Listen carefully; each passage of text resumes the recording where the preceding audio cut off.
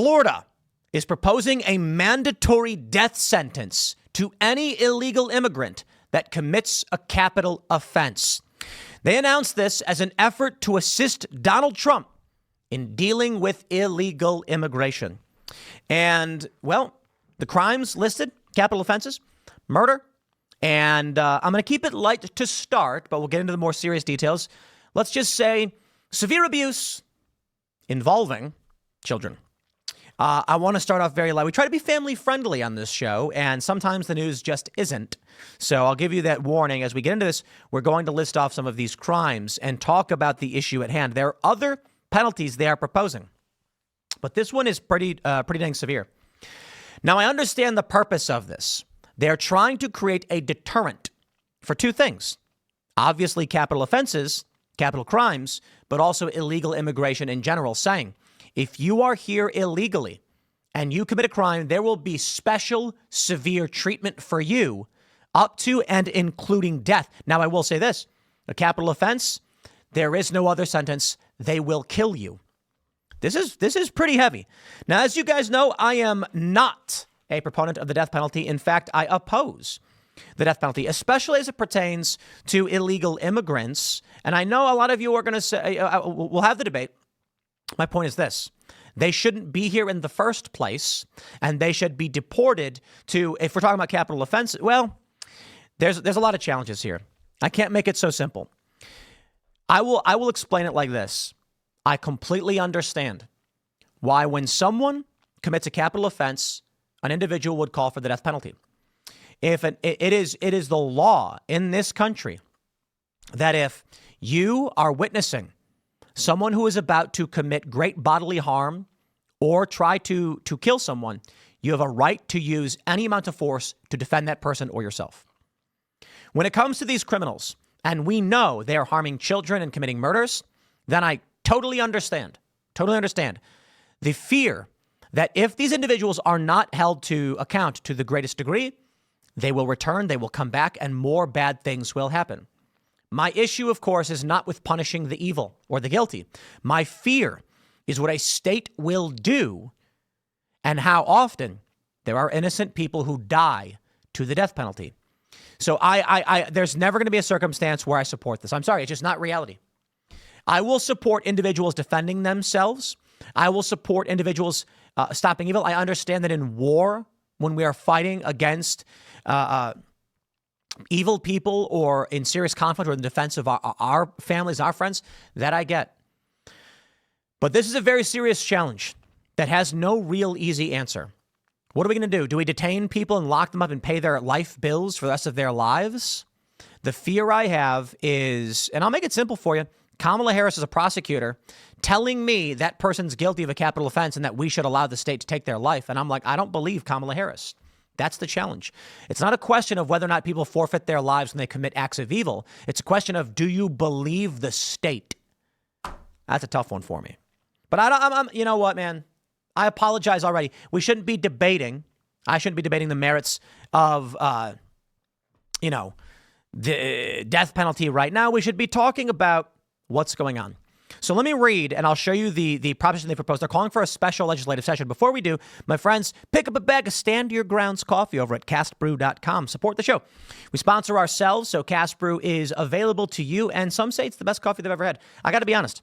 It is the best coffee I've ever had. To be fair, I specifically formulated a bunch of these blends. Like, we had coffee samples. We tried different roasts. There are flavor profiles that I like. So, of course, it's the best I've ever had. I made it. But I think you'll like it, too. Also, the Green Room Show, amazing. You got to check out these 2 episodes we did last night with Nick Oakes and Milo Yiannopoulos. 2 different episodes. We got 2 episodes for you yesterday. Nick explains being tortured by the government. Yo, legit. I was sitting off on the other side of the room hearing him say this stuff. I was like, holy crap. Check this stuff out. He was a J6er. He beat the charges. He wasn't pardoned. He didn't get out over pardon. He beat the charges. Check that out at timcast.com. Link in the description. Let's read the news from Newsweek. Florida lawmakers will convene for a special session this week to discuss a sweeping immigration package that would require illegal immigrants convicted of capital offenses to be handed the death penalty. The Florida legislature passed a sweeping bill, the Tackling and Reforming Unlawful Migration Policy, or Trump Act, in a special session last month after rejecting proposals from DeSantis. Lawmakers and DeSantis had sparred over whose proposals would be better to aid Trump's immigration crackdown. We have the document for you right here, my friends, and it breaks down exactly what they want to do from flsenate.gov memorandum.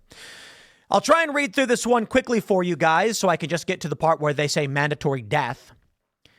Over the last several weeks, there has been a great deal of productive discussion on how the state of Florida can best assist President Trump's efforts to crack down on illegal immigration, with a particular focus on partnerships between local, state, and federal law enforcement to arrest, detain, and report criminal illegal immigrants.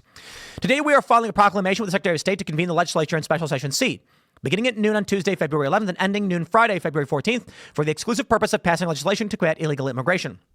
Each chamber will file 3 pieces of legislation for your consideration, preserving the core provisions of the legislation passed in Special Session B, with only minor modifications.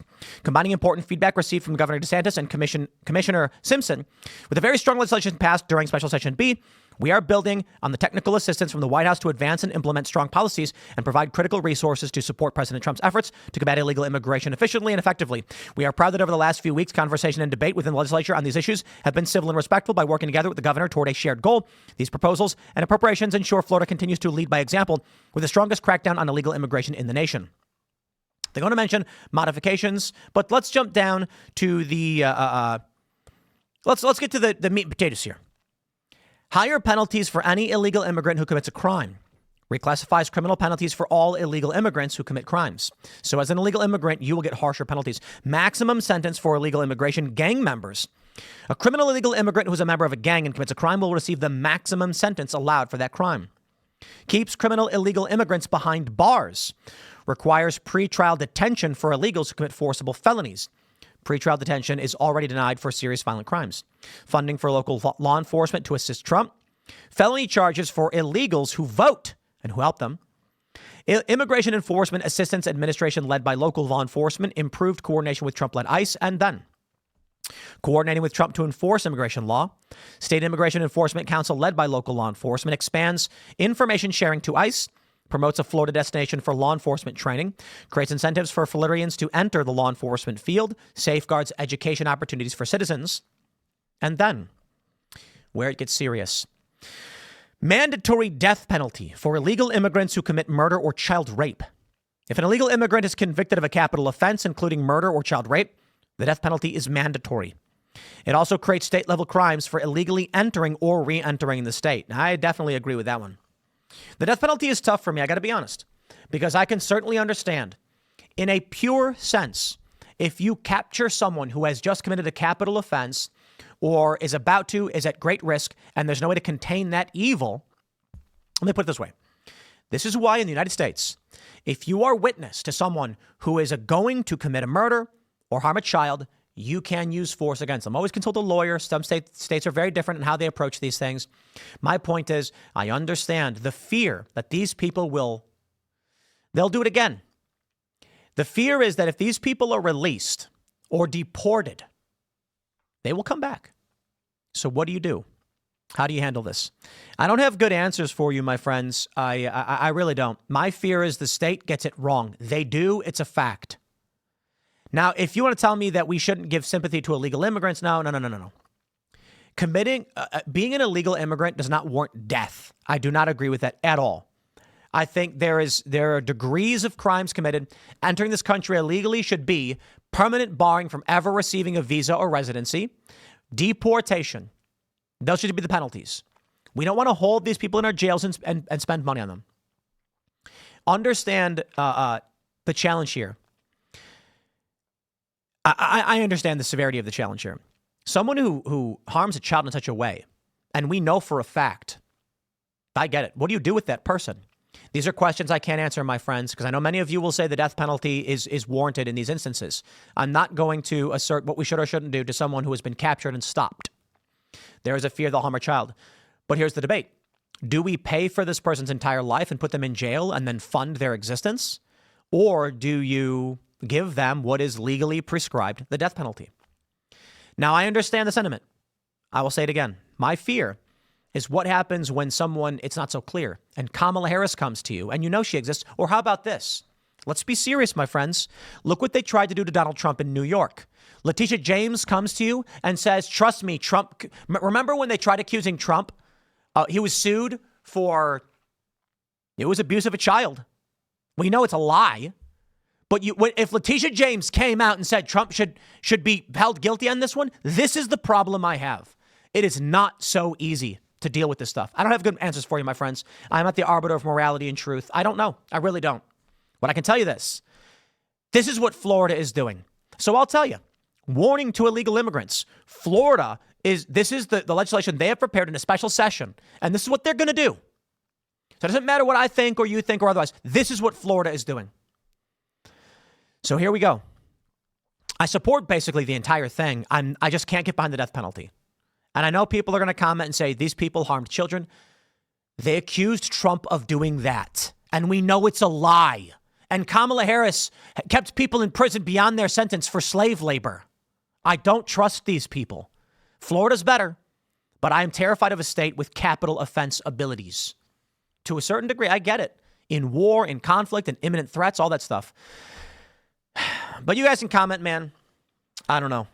This is where we're headed. And it's beyond me. I'm not a politician. I'm not going to run for office because I can't answer these questions. I can't. That's just not who I am. I don't have good answers for you. I'm not the arbiter of morality. I am not a faith leader, a moral leader. I'm just a guy. And those are my concerns. But this is what's happening. This is immigration law. It is legal. It is prescribed. And so it begins. I'll wrap it up there. Smash the like button. Share the show with everyone. You know, we got more segments coming up. Stick around and we'll see you all shortly.